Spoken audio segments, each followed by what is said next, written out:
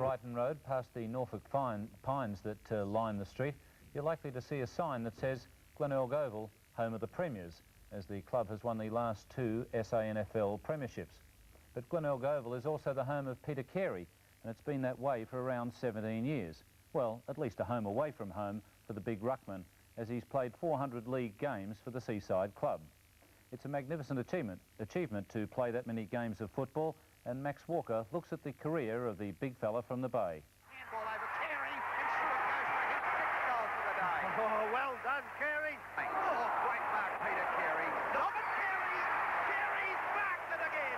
Carey has done exactly as he pleases at centre-half forward. Magnificent football. Carey's coach that victorious day was the charismatic Neil Curley. Once upon a time, we as coaches say, look, fellas, come on. Let's dig in there and play for the jumper. Now if a coach says that, come on guys, we'll play for the jumper. A lot of the fellas have got to look and see what jumper they're wearing. A lot of good players play 200, 250, maybe close to 300. But there's only been 2 that have played 400 club games for the one club in Australia. One is Kevin Bartlett, Richmond, and the second is Peter Carey for Glenelg. Out it goes, and Carey takes the mark. He plays on, didn't even bother to get up there. The lion-hearted ruckman has been the Tigers' heartbeat now for the best part of 2 decades. A supreme and relentless warrior on the field of battle, his rare collective qualities of pride, club loyalty and courage make the man very special in our contemporary game. That 400th club game was a day charged with emotion. He shared the occasion with 2 of his greatest fans, sons Justin, aged 6, and 9-year-old Matthew, who's never seen his dad play. Matthew has been blind since birth. Did you ever know that you're my hero?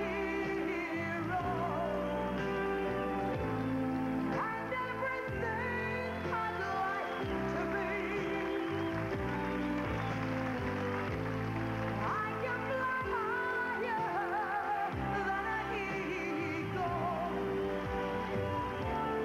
You are the wind in my...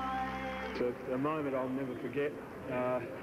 The tears almost came to the eyes, I must admit. It was great. It's a day I'll never forget. Game number 400 may be over for Supa, but his understanding wife Linda sees it as yet another load of washing to hang out on the line. I think probably the last 2 years we've missed him more now that the kids need him for their footy and that sort of thing. So I guess in a way I look forward to him retiring, but I'll miss it as well. The breeze in Justin's favour, but it's swinging around again. In this 10-degree day, not very good conditions for football. Would you be happy for your dad to retire shortly? No, the story has it that I want him to play 500. I want him to break the record for games altogether that Russell Ebert has at 442.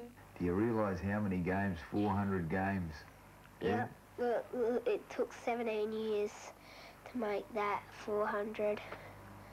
At least Mum had to put up with only 10. To put on the ground there, players to run the Dual premiership coach and current coach Graham Corns goes back a long way with the big fella, and he knows him like the back of his hand. First and foremost, he's a great player and he's been a great captain, but he's not the typical athletic-looking footballer that you'd imagine, but he's been so resilient and he's been so good that he's been able to survive in football for 400 games now. He's got a brilliant football brain, he's got terrific hand and eye coordination, and he's just been very good with injuries. Not the greatest track horse on the training field, I might add. That's not a push-up. This is why you play the game, because you love it. Come on. Last one, come on. Last one, good work. He's now to the stage where his age commands a bit of respect, I guess. And he is the sort of player that the young players can't help but look up to. And his character is also impeccable as well. He's set a very good example off the field, in his family life, in his business dealings, and particularly at the football club. I'm sure the lion-hearted big man would dearly love to repeat the grand final wins of 85 and 86 in 87, thus completing a hat-trick of premiership flags.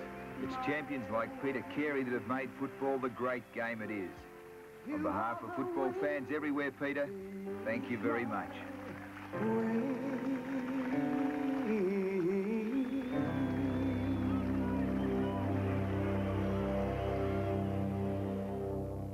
I can remember Peter Carey when he was a tall, skinny kid with long hair. I can't say the same thing about you, Gibber. No, you can't remember me like that, but he's got a nice face. I bet he's a nice fella. He is, he's a lovely bloke, Peter Carey. Okay.